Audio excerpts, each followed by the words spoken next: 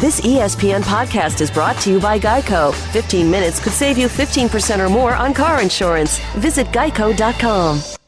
3 weeks into the NBA season, we don't know anything. You're right, that's not true. We know the Lakers really, really stink, and Kobe's heading for a Godfather 2 ending. No more rings, no more Laker family, all alone.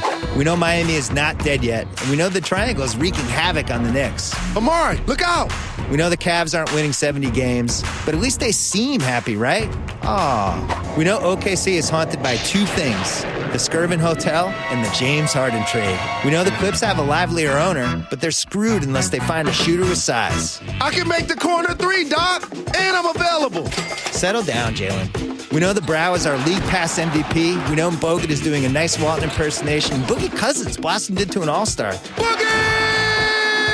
Even better, his teammates actually like him. We know 13 teams can make the finals. 13! And we know Kobe doesn't play for any of them. Does that bother you, Kobe? No, it doesn't bother me. I'm festively jovial about it. Welcome to Grantland Batting Hour. I'm Bill Simmons. He's Jalen Rose. Jalen's bat will be joining us later.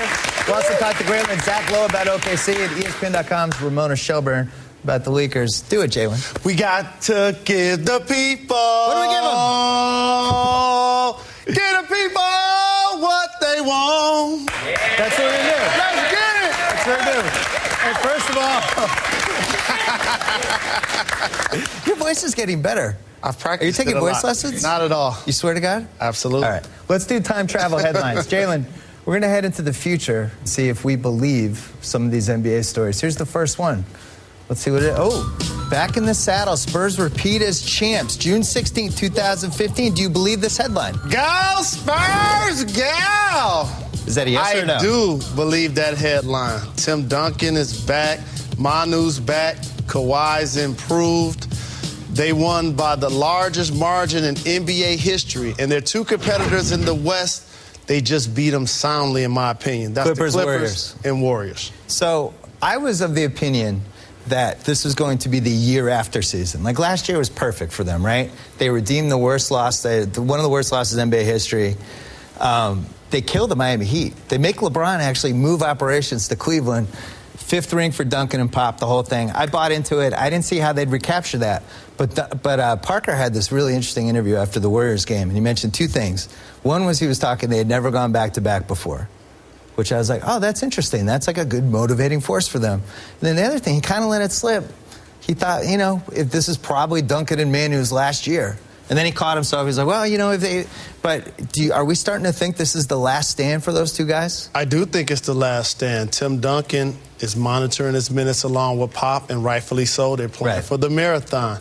Tony Parker, while we don't like to judge players by only rings, he's established himself, to me, as still the top point guard in the league. Yep. As long as he's still in his prime, to go with the other things we talked about, I think we'll be in San Antonio come June on the Riverwalk. Oh, no. Really? Again? The Riverwalk? No, I like San Antonio. I mean, 3 years of the Riverwalk might be a little excessive. But, I was thinking about the Duncan Manu thing and how it led to Kawhi Leonard.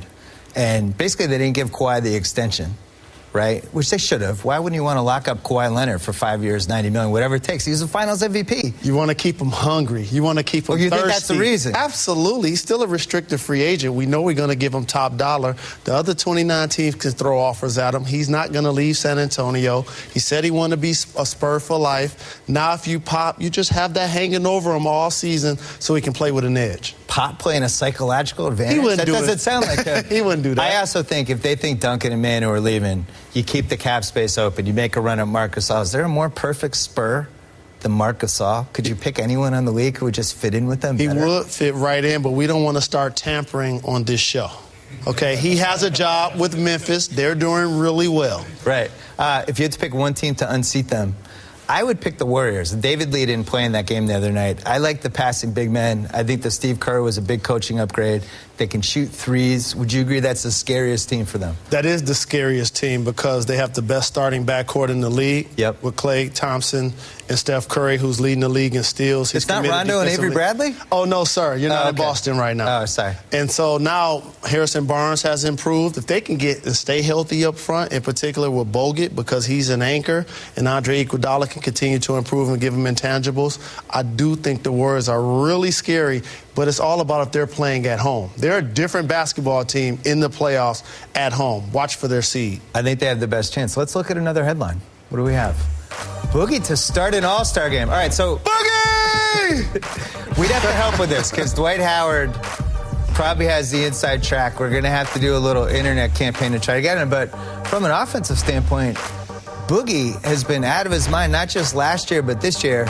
He's in the top 4 in PER if you include last season and this season. Then the list of names, it's Anthony Davis. Can we see that list? Anthony Davis, LeBron James. I think Boogie's 4th. Oh, yeah, Durant is 1st. So Durant's not even playing this year. But Cousins has become a legit offensive guy. Needs to stay in the court, foul trouble. For Boogie, it's all about perception. The numbers were there. Right. We're huge Boogie fans, and we've been talking about this for the last couple of years. But since he played with the FIBA team this summer, we understand now that he's more mature. Right. He learned the difference between a 45% shot and when your teammate is open for a 60% shot on that possession. He's working hard. He's keeping the technicals down. He's staying emotionally invested in the game, and he's been dominant in the paint especially. Everyone's pointed to Team USA for him and for a couple other guys, Anthony Davis and a few others. Why hasn't it worked for Andre Drummond? The Team USA thing, reverse worked on him. Because normally when you play on Team USA, you're the go-to guy and or a creator on your team. Andre Drummond has to rely on other guys to get him the basketball. They haven't been able to do that. And also for a player like Boogie, he had a teammate, Rudy Gay, on the team. Steph Curry had a teammate, Klay Thompson, on the team. So Josh Smith didn't make the team. No, he didn't make it. Just that close. Can we look at the list of Kentucky people just from 2009? This is ridiculous. The starting lineup. These are just Kentucky draft picks since 2009. That would be about as good of a starting lineup as anyone had in the league. And then look at the bench. This is interesting. We got Jalen Rose Jr. I didn't know. Congratulations.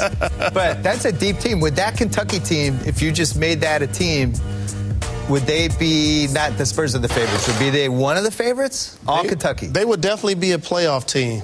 And in talking to Coach Cal about those guys, who obviously he loves all of them, the money that they've made as NBA players and endorsements can affect the gross national product. Like, I think the number is like $650 million.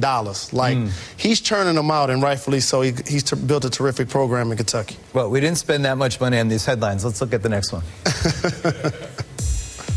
The NBA Finals come to Canada June 10, 2015. That would be Toronto has made the NBA Finals. Do you believe that headline? Not gonna be able to do it. I love what I'm seeing from the Six. Big shout, Drizzy Drake. They have a terrific backcourt, one of the top 3 backcourts, in my opinion, in the league with DeRozan and Kyle Lowry. But they must make a move to solidify their play up front. Now you're speaking my language. Because does that mean a trade? Yes, they definitely need to add someone up front that can give them some scoring consistently, because they need a third option that's really going to produce in the playoffs. Well, and they have a ton of expiring contracts. I think it's close to 27, 30 million, something like that. Let's look at some of the targets that they could go after. All of these guys would help. They have their first-round pick. They had that guy Bruno. Remember they drafted that guy Bruno last year? Nobody knew who he was. Apparently he has trade value. I don't know, but I was there when they drafted Rafael Araujo. Oh, yeah, you were on that team, Rafael. Absolutely. Yeah. Yes, thank you. That one didn't work out. I think they took him over Andre Iguodala. Yes. But, you know, the thing with Toronto is I'm not sure they're the team right now that we're going to see in March. They do have a trade to make. And, you know, they need some luck. Cleveland needs to maybe not reach its potential. The Derrick Rose thing needs to play out in a way that goes Toronto's way. I'm not willing to rule them out to make the finals, though. I'm not ruling them out, but there's a second tier happening in the East, in particular with Washington and Toronto and Miami. I put them in that conversation. Okay. But the Cavs and the Bulls, in my opinion, are clearly the 2 best teams, obviously, in the East. Kyle Lowry's best game is now on par with just about any other point guard's best game. Like, he killed the Celtics last week. I haven't been to a game by Chris Paul where he did to a team what Kyle Lowry did to the Celtics last week in 2 years. And I don't think we talk about Kyle Lowry enough as a big guy. I love seeing Rajon Rondo back in the lineup, but I got to tell you a secret. Everybody's killing the Celtics these days. I don't like all these Celtic shots. But did you notice we're surrounded by Celtic posters. How dare you? I saw Jeff Green up there. You trying to dump him off on somebody. But Kyle Lowry, he's a power guard. Right. Okay, he can hit you with his shoulder, make the jump shot mid-range, shoot the three off the pick and roll action, and in transition. He can finish at the hoop, but he's growing into being a floor general, where he tries to see if Terrence Ross is going. I like floor general, He tries to see if DeRozan is going. Then all of a sudden he tries to take over when the team needs him most. Well, somebody who doesn't do that is our next headline, and this is probably the biggest issue with him. January 8th, 2015, Cavs deny shopping Kyrie. Kyrie Irving, very talented, but I think the difference between 2011, Wade and Bosh, they're sacrificing some of their stats because they want to win. But one of the reasons they did that sacrifice is because they had put up stats. They had done stuff in the league. Wade had already won the Finals MVP. Bosh was a 24-10 guy. Kyrie hasn't done anything. Can you ask somebody who hasn't done anything yet, who's still trying to prove himself as a player, to now sacrifice himself for the team? Well, the one player people are going to be talking about is Eric Bledsoe, who's also a Rich Paul client. You mean for a trade? For a potential trade, if that headline comes true. But if I'm the Cleveland Cavaliers, I find a way to make it work with Kyrie. He's a young player. He's a terrific offensive player. He's terrific handling the basketball, getting shots for himself. He's going to learn how to get others involved. He's been an all-star. He's been an all-star MVP. Come on, he was an all-star because everybody got hurt. No, it matters. Rondo got hurt and Rose got hurt. No, it matters when you were two there. away from being an all-star that season. It matters, the things he's accomplished so far in his career. Well, one thing with Kyrie, I feel like there's a fork in the road for him. And I wish we thought of the animation for this, but I just thought of this today. He can go the Francis Marbury way, right? Where you're just a scoring point guard, but your teams don't win. Or you go the Parker way, where you can turn it on and off. You're still a scoring point guard, but you're a team player, and you kind of pick your spots. That's what he has to do. Well, I'm going to tell you something the first two guys didn't have that he has. A Hall of Fame player to play with. Right. Okay, and now that he helps. has LeBron James, who, as his career progresses, LeBron's not going to be the want to be the guy that pushes it on every fast break. He has to initiate the offense all of the time. That's why you have Kyrie, and I think they're going to allow him to grow into his game. Last headline, let's see it. Oh, that's tomorrow. Wow. What's wrong with the Clippers? Jalen, what is wrong with the Clippers? The Clippers, I was at the game where they played against the Sacramento Kings, and I was really disturbed that Boogie Cousins was almost like the pitcher that everybody else is 12 and under, and he's 16. He was almost like the bully on the block, literally. He had more points and rebounds than Blake and DeAndre put together. Right. And when that happens, that dynamic clearly needs to be ironed out, and that's something that they also need to address. But also on the wing, who's going to play defensively? That 6'7" to 6'9" position? It's glaring because they're doing this three-guard offense the last 6 minutes. And, like, I went to the Spurs-Clippers game. They had Jamal Crawford and Kawhi Leonard. That's not going to work. Yeah, he's too small. You know what? You ever see the movie Fight Club? You probably didn't. Anytime I throw a movie at you. So, in Fight Club, spoiler alert, Ed Norton starts fighting himself at the end of the movie. He's basically had an alter ego. I think Doc the GM and Doc the coach are going to get in the fight because Doc the GM has let down Doc the coach this year. And he put this team together. It's basically just guards and big guys, and there's nobody in between. I don't know how you solve that.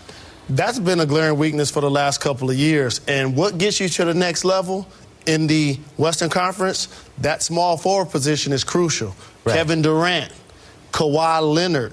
You have Harrison Barnes playing good basketball. So if you're going to come out of the West, you have to have a productive player at that position. That was a big promotion for Harrison Barnes. Durant, wow. All I know is Perry Jones III put up 32 against them. He did. He had his career high multiplied by 4 against them. And Kawhi Leonard tied his career high against them as well. I have a Blake Griffin point quickly. Remember Barkley in the mid-'90s became infatuated with three-point shots and kind of being this guy who backed people down and tried to be like a Michael Jordan-type creator? And you watch him and you think, you're Charles Barkley. Like, just crash the boards, run the floor. That's what you do. I wonder if Blake is kind of losing his identity for what he is. He's a great athlete who crashes the boards. He's relentless. He's a freak of nature. I don't want to see him shoot 22-footers. What happens when you're a young player and you're so athletic the way he is, and he's posterized so many players, and all of a sudden he wants to prove to everybody, I can shoot. Right. And I can shoot with range. But when you're guarding him and he shoots a jump shot, you're like, phew. Yeah, thank you. I'll live with that. Thank you. And if he makes enough of them, then you have to get up on him. It's almost like allowing the defense to take a break or you letting them off the hook when you shoot jump shots. You have to mix up your game, but again, don't fall in love with the jump shot. Well, neither of us like how the Clippers are playing. You know who else doesn't like it? Clairvoyant Bill, our old friend. He, oh, wow.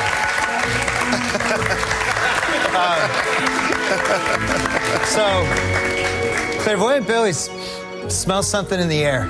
Smells a trade. Smells a signing first. Ray Allen. Is he on a team yet? He's not on the team yet. Did he play with Doc Rivers before? That did happen. Would he like to live in Los Angeles? Who wouldn't?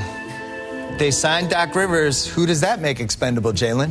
Unfortunately, it may make Jamal Crawford or J.J. Redick expendable. Jamal Crawford. Clairvoyant Bill wonders, is there a Jamal Crawford, Tony Allen trade that makes sense for both parties? A little more scoring for Memphis, a little defense for the Clippers. On paper, it makes sense for both teams. Memphis does need another ball handler that can create. The Clippers do need another perimeter defender.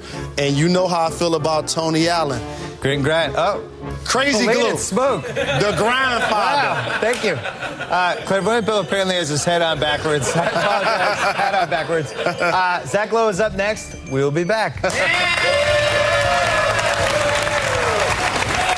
hello to Grantland.com, Zach Lowe. Get low. We are going to we're going to try to figure out if the Oklahoma City Thunder can make the playoffs. This would have been an impossible conversation 2 months ago, but look at these numbers. Let's see what the actual records are. So, let's say it's a disaster these first 33 games, and they go 8-25. That 40-9 mark would almost be only two teams have done that in the last 10 years. Now, I'm projecting. Zach, you tell me if you disagree here. They said Durant 6 to 8 weeks, which would put him back mid-December. That's a broken foot. A lot of guys have had issues with that foot if they rush back too soon. Doesn't January 2nd seem like a reasonable estimate there? I mean, it's tricky, right? We just don't know. That was they made it very clear that was just an estimate based on previous injuries. They weren't saying that was his timetable. But, you know, if he gets back toward the end of that, in the 8-week portion of it, that's mid-December, I think they'll be fine. But if it's later than that, then this discussion becomes a lot more serious. And 6 to 8 is optimistic when they did that, Jalen. And also, Russell Westbrook is going to be back before Kevin Durant. Right. And he's one of the top 10 players in the league. And Scott Brooks has done a really good job of getting this basketball team to play hard with Serge Ibaka, Perry Jones. Now they got Jackson back in the lineup. You get Morrow back in the lineup. I do think this team will make the playoffs. So let's say 15-18 those first 33 games. Then it becomes a little more realistic. We all think the last couple of years it's been somewhere between 46 and 50 non-strike season, but every season, the last 4 other than that season. So let's say they need 48 to get there. Is that, or you think it's a little lower? I think that's about right, and I'm optimistic. 8 of their next 12 games are against, like, for sure lottery teams. So they get through that 12-game stretch. Let's say they go 6-6. They're at 9-12. Westbrook's probably back by then. They need to go something like 40-21 the rest of the way to get to that 49 win mark. And when this team's healthy, they can go 51-10 over 61 games. We're assuming that Durant is coming back and he's 100%. And I think that, how do we know? You just don't. You don't know. But also, what's the deal with Kendrick Perkins and Serge Ibaka freezing out Reggie Jackson? Brutal. That game, though, he was hogging the ball that game against Brooklyn. He was hogging the ball. And Scott Brooks called him out publicly, and he's been playing a lot better, a lot more unselfishly since then. And they look really good last night. I'm surprised we're doing this segment considering they just throttled your Boston Celtics. They did. We're taping this on a Thursday day before they did. Was this the ultimate revenge of the Harden trade, though, which neither of us liked, where, you know, the odds of losing Durant and Westbrook are like 50-1 to start the season, but they did. And this is one of the reasons you don't trade James Harden, because you have injuries in the NBA. You're going to lose guys. Is this the ultimate revenge? Look, we still don't know, right? The ultimate revenge will be if Kevin Durant leaves in 2 years. That's true. Look, they did the Harden trade for 2 reasons. Number one, to save money. I don't care what anyone says. They just didn't want to pay the tax. They keep saying they're going to pay it.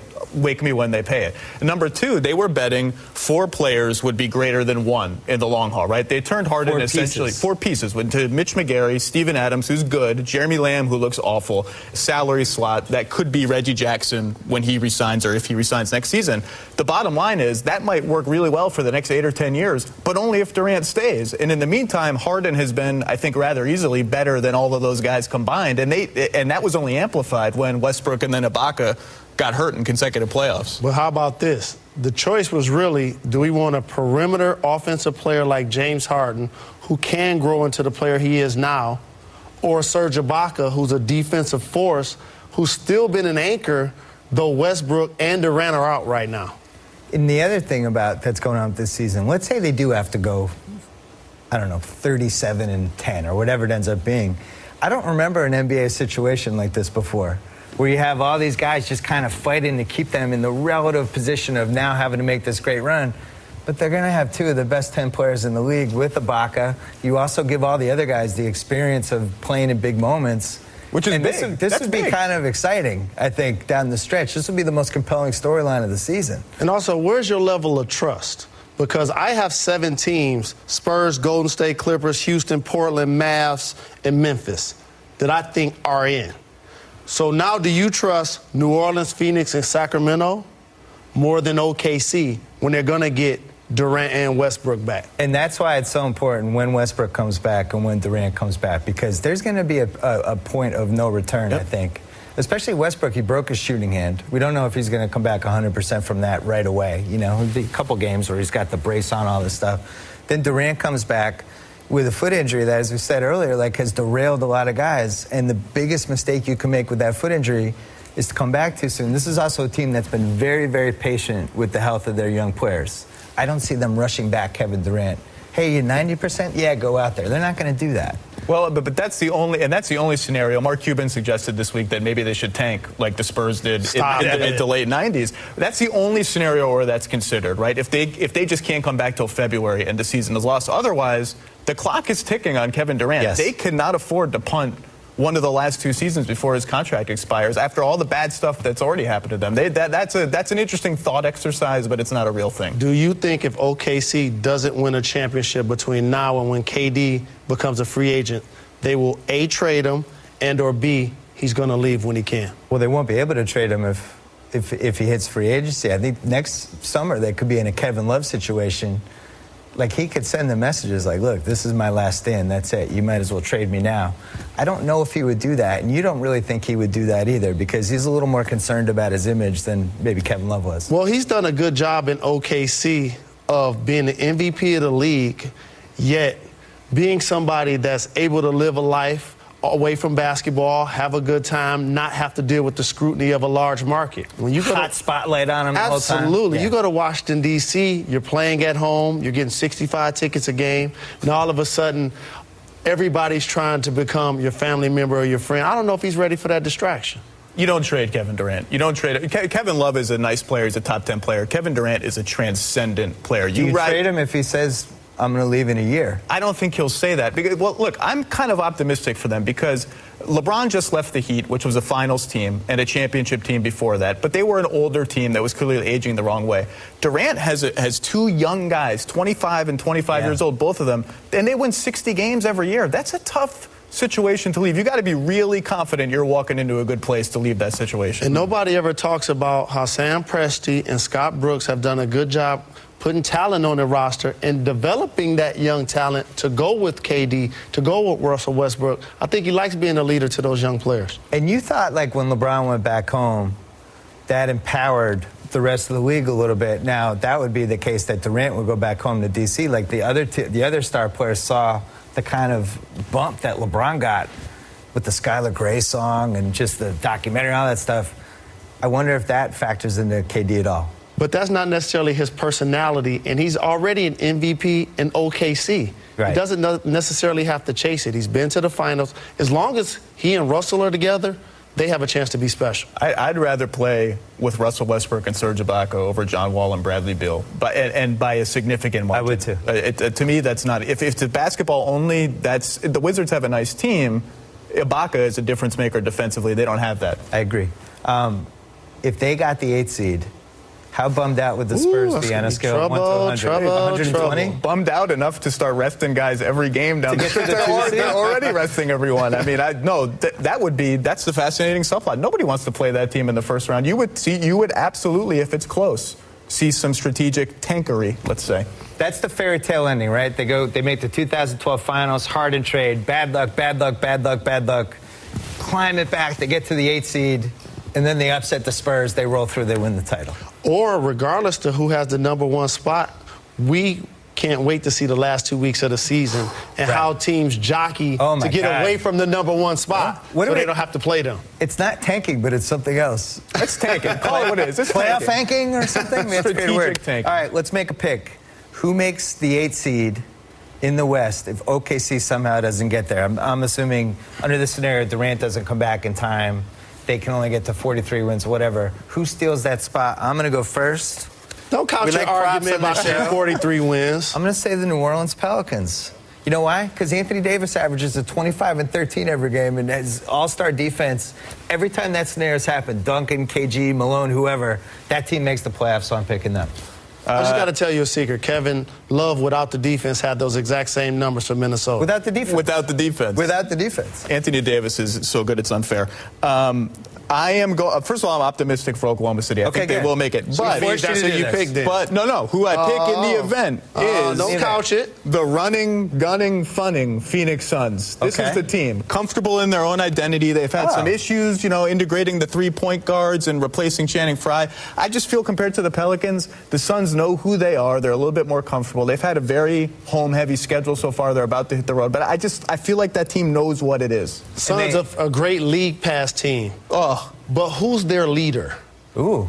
Who's the guy that's going to galvanize the troops? And another thing, when I watch them play, everybody has the green light. Oh, it's great. All great teams have a #1, and they still have to iron that dynamic out. I agree with Jay when I think they're slightly off this year. I don't see it with Phoenix. Can I say, anytime Gerald Green and Isaiah Thomas are on the floor together, you need to switch the channel immediately. And so what I'm going to do is, I'm not a prisoner of the moment. Oh. This is the team I knew he was going to do this. The 8th Come on. Why not the Kings? They're going to get the MVP of the NBA back. He's going to have fresh legs, and he's going to average at least 30. Russell Westbrook is going to be a blur, a Tasmanian devil out there on the floor. They're getting the 8th spot. I didn't know you could do that. I'm pouring one out for you. I just poured it on myself. Zach Lowe, we can read you on Grantland.com. You've been doing a great job this season. I look forward to seeing you cover this OKC. It's we'll All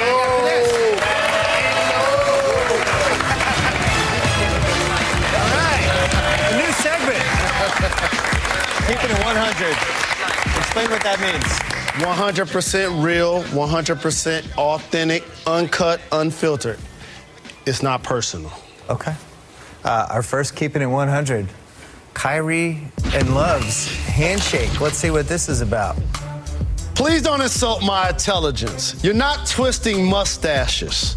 So I had to reach out to 2 great American philosophers, Red and Method Man. And they clearly let me know what that handshake was all about. So they claim that, the mustache thing. Not true. Not true at all. Okay.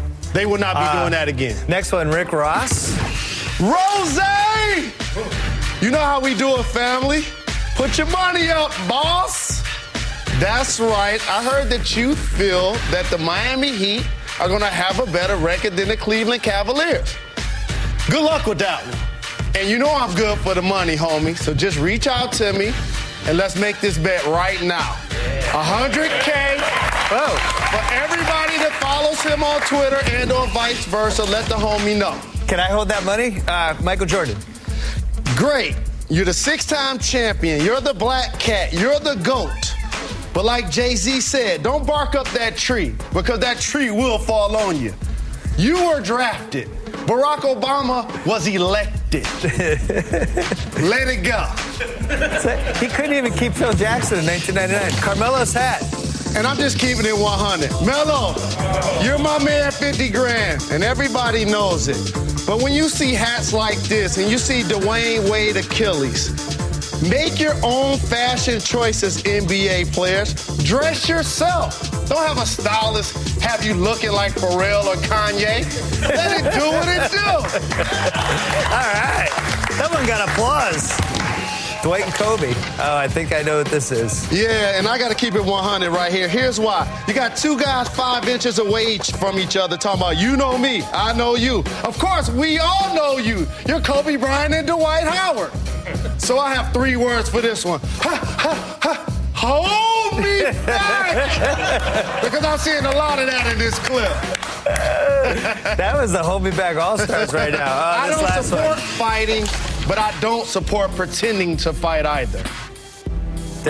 Derrick Rose, let's go with this one. Breaking news, Derrick Rose is a basketball player, not a gladiator. For those with half of a brain, they think about health and family as their priorities, and then their job. Don't think he's going to put his long-term health on the line just because you could go to a basketball game and cheer while you drink cold beer. He never said he didn't want to win a chip. He never said that he wasn't going to go as hard as he can. He just said, I'm thinking about my long-term health. Keep it 100. Jeez. And that's how you keep it 100. The Derrick Rose thing, you know I love to play devil's advocate. I mean, last year he missed the whole season. Then this year he's making a lot of money, and he talks about, I'm worried about my long-term health. Can you at least see the other side? Because a lot of people took the other side, including some people that you may or may not have played with at Michigan. I'm going to take both of those points that you just made. He wasn't hurt. He was injured. Right. This is a 26-year-old guy that's had major surgeries, 2 of them. You guys don't think he was thinking about his long-term health during that period? And the second point, he's still committed to the Bulls. Let's get our hands out of his pockets. Let's not talk about how much money he's going to make. Missing the 5th game in November of an NBA season, it means nothing compared to what he's trying to get accomplished with the Bulls. Our friend Dave Jacoby likes to say, when things go wrong, like to look in the mirror. Derrick Rose, maybe if he's looking in the mirror, maybe shouldn't have spent so much time during the summer talking about how unbelievable shape he is and he's awesome, he's never felt better. I don't know how you can do all that, but then also talk about long-term health. Like, I'm sympathetic to Derrick Rose, but I also think I worry about the people around him sometimes. I think he gave too many interviews during the offseason. And just in general, he just seems like a guy who's a little bit lost. Would you agree with that? I do not. Everyone with a phone is a reporter. Right. They're taking pictures. They're taking videos. Everybody wants a soundbite. Derrick Rose is quiet. He's humble. Right. And he's doing what he can to keep it 100 and answer the questions that people asked. Right. He still wants to be a great player. He said he wants to return to be an MVP player. I saw him in Chicago against Brazil. I was in Spain when they won the gold medal. Now he is a healthy player for long term, he hopes, that could try to win a chip for the Chicago Bulls. And let me turn my tentacles on the media for a second. Let's pretend I'm not in the media. I think it bothers me that we always expect these guys to be so candid. And when somebody's a bad interview, like somebody like Tim Duncan, it's like, oh, Tim Duncan's so boring. And then when somebody like Derrick Rose, he actually tells us how he feels, and he's like, I'm worried about my body. I don't want to be, you mentioned Kevin McHale before the show. Kevin McHale's somebody who he played through the broken feet in the finals, and now you watch him walking around, it looks like he's walking around with a fake leg. I'm sure Derrick Rose sees somebody like that, and it's like, I don't want to end up like that. And also, he never said he wasn't committed to the task at hand. Right.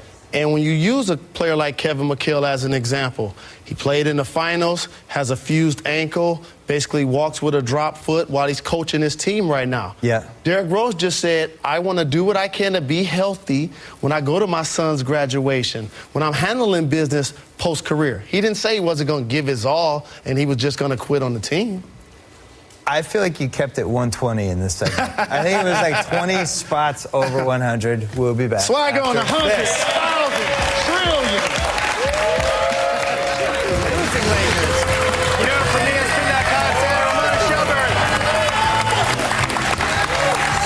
We are going to talk about the Lakers. The Lakers aren't doing well. You just love this, don't you? Well, I think it's a newsworthy story. You're such a homer. I think we need to talk about it. Ramona, you have an interesting theory. Everybody expects the Lakers to tank. Phoenix gets their pick in next year's draft unless it goes in the top 5. Everyone assumes, this is great. The Lakers will lose, they'll get a top 5 pick. You don't think they're going to do that? They can't. This is Los Angeles, Bill. The Lakers have missed the playoffs 6 times in their entire history. Since Jerry Buss bought the team, they missed it once, right? In 1993-94, they missed it last year, and they're gonna miss it again this year. You can't do this in Los Angeles. This is Hollywood. When you are not relevant, when you are not in the game, people just forget about you. It doesn't matter if they win a championship. They would rather be 8th and at least have their fans engaged in this season, at least have them watching the games other than watching how many points Kobe's gonna score, how many shots he's gonna take. They have to be relevant. They cannot not be relevant. And I'll tell you right now, you'll sit next to Jeannie Buss at a lot of these games. She's sitting there with Linda Rambis and Stacey Kennedy, her friend. friends. And every single time she's like, my dad always says, we cannot miss the playoffs. The Lakers just don't do that. I agree with you. This is the city of palm trees, lowriders, and movie stars. Can't be tanking basketball games. They have the Black Mamba on their roster. And speaking of I thought you were calling him the Gray Mamba. Well, he's going to be at the end of this season. Okay. And speaking of that, so how long before Kobe just really gets so frustrated? That is the question, right? Like, I'm waiting for him to explode. Yeah. I mean, I can't tell you how often like jacking scanners. I mean, every single time we go by his locker, right? We go by his locker, and it's like, is this the night? Is this the night he is going to just let it rip? And I've checked in with him in the preseason when they were getting blown up by 30. I mean, it's like preseason, so you're like, they just got second teamers in there. It's not that. Are you all right? When are you when is this gonna turn for you? I'm fine. To this point, he has not lost it, but I feel like it's coming because even though he's saying all the right things, even though he's saying, I want to help Jim and Jeannie continue their dad's legacy, even though this is a process, it's part of my legacy. I know him. You know him. He doesn't sit back for an entire season and watch this go on. Will Kobe play for another team? No.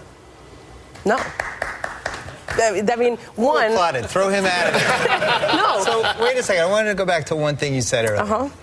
The mindset of L.A., whereas, like, if you don't have a hit movie for 2 years, you're not a movie star anymore. You're not If you're not making a TV show anymore, you're not on TV, you're irrelevant, you don't matter.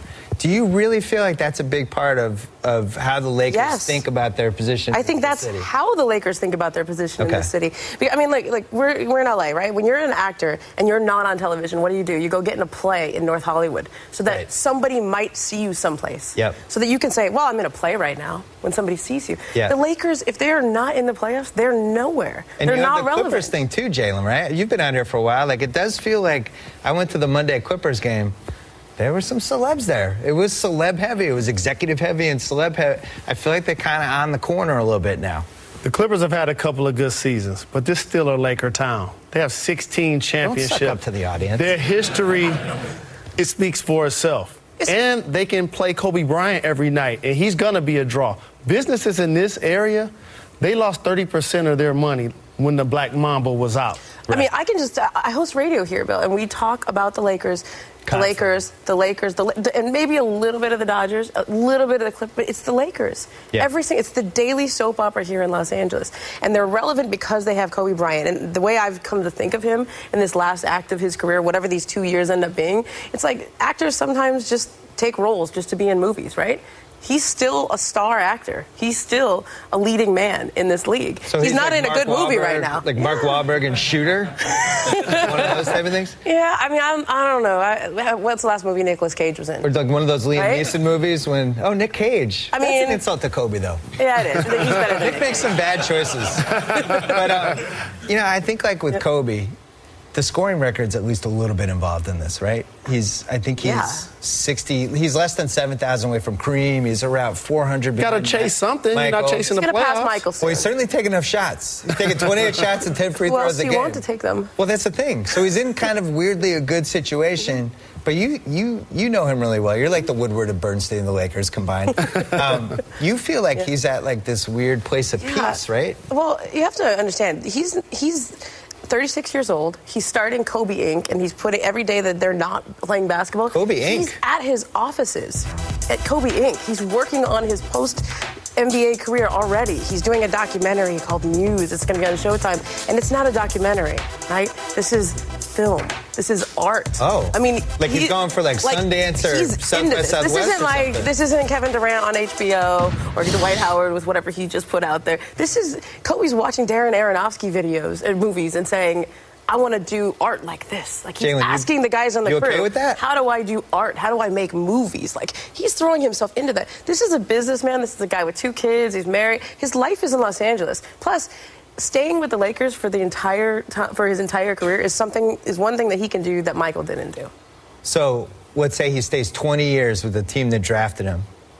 Probably not a record. Oh, I guess Duncan. What was he, 97? So that would even be Duncan. Mm-hmm. Does that even matter to somebody like him? It does matter. He has 5 championships. He's the second greatest shooting guard in the history of this game. And it's not, at this point of his career, he should not be trying to chase a chip. He's had a great career. They're paying him $23 million this year, paying him $25 million next year. He gets a chance to play basketball for a living and work on Kobe Inc. I'll take it. How do you put one of the most competitive guys who's ever been in the league on a team with the likes of the guys that he's playing with right now? I'm glad you brought that up, because the misnomer is that all great players win a championship every year. There are a lot of great players that have been swept out of the playoffs, been on teams that didn't make the playoffs. Look at Derek Jeter, the end of his career with the Yankees. Yeah. It does happen. And so for Kobe, I think he's going to approach it like a professional, try to embrace it the best he can. I do like a couple of their young players. I like Hill. I like Davis. They're just not starters yet on productive teams. I actually think some of his legacy is what happens to the franchise after he leaves, right? I mean, you know, in some ways, if the Lakers rebuild, if they actually get that next star, if they stay the Lakers, then you don't blame anything on Kobe anymore. It's like he passed the torch and then somebody else took over. But if this is a big crater, if they become what happened to your Celtics after that era, shots fired. I'm backing away. Pow, pow, pow. I mean, the Celtics are used to being. I mean, you went through 30 years in the wilderness, right? I mean, 30 is a little strong. It was basically 94 to 2007 was not really fun. It also happened to be I lived in Boston the entire time. Right. It stinks, and that's the one thing with the Laker fans. They need to realize, like, this might not be an aberration. This could be a 10 to 12 year odyssey before you get back to where you want to be. They basically average one really terrible year a decade, right? So if you're talking about 2 terrible years in a row, that's now an aberration from the pattern. And there's all sorts of reasons. They went all in because the old man was on his way out in 2012 and they wanted to get him another championship. That meant a lot to the Buss family to put a championship team together so that he had a chance to win it up. Oh, no. What's going on? We got to go to work. We got work to do. Oh, no. We got work to do. Oh, no.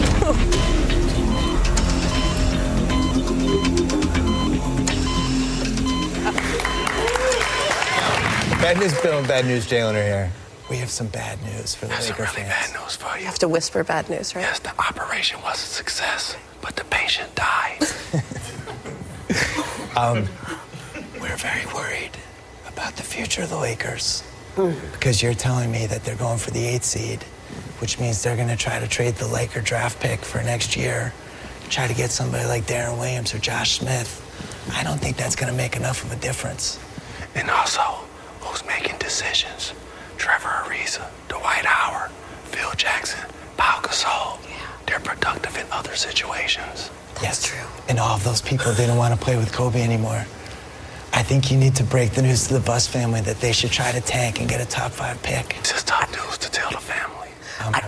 I think they know, though. I mean, honestly, it's like, you know when you're in this place. You know why people are whispering. Well, we're whispering now. We're whispering goodbye to Ramona Shelburne. We'll be back. Yes. All right. The mailbag. It's time. We're still trying to get Carl Malone to get involved in this, but let's see what's in the mailbag. Give us the first one.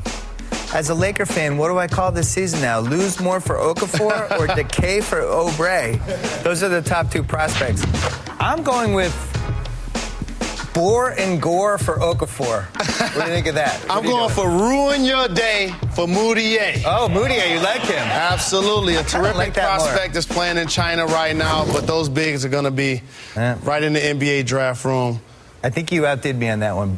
Ruin Your Day for Moutier. All right, let's see what the next one is.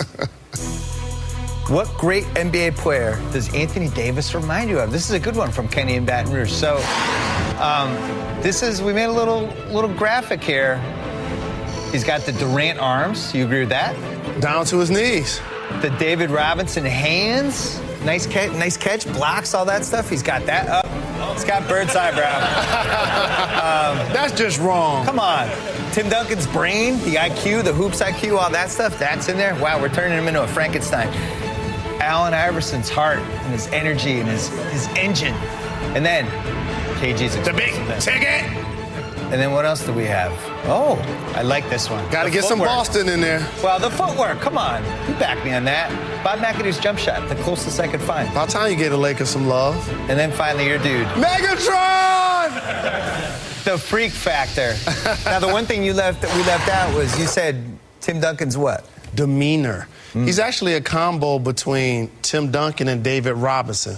David Robinson ran like a gazelle. He was really agile. He was the big guy in the league that will block a shot and be the first guy down on the other end to finish. Right. All right. What else do we have?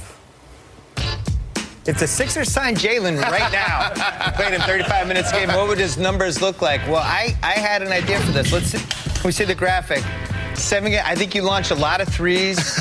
But notice how you only played 7 games because you tore your hamstring, your calf. Oh, your no! groin. Yeah. All at the same time.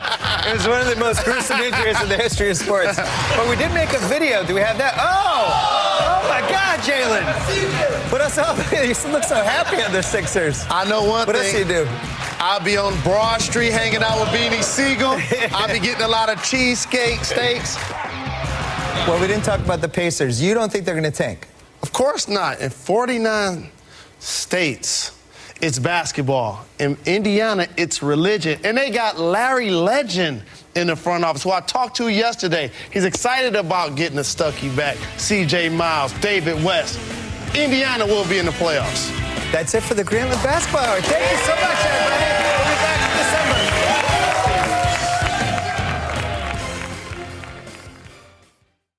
Hey, what you got there, Golick? The new Subway Chipotle Chicken Melt with guacamole. Man, that looks good. Yeah, this new guac is really bringing the flavor. Got one for me too, right? Well, yes and no. Mostly no. Well, really, all no. Try the irresistible new Subway Chipotle Chicken Melt with guacamole, juicy grilled chicken strips with Monterey cheddar, Chipotle Southwest sauce, and new guacamole made from ripe Hass avocados with just a hint of jalapeno. Subway, eat fresh.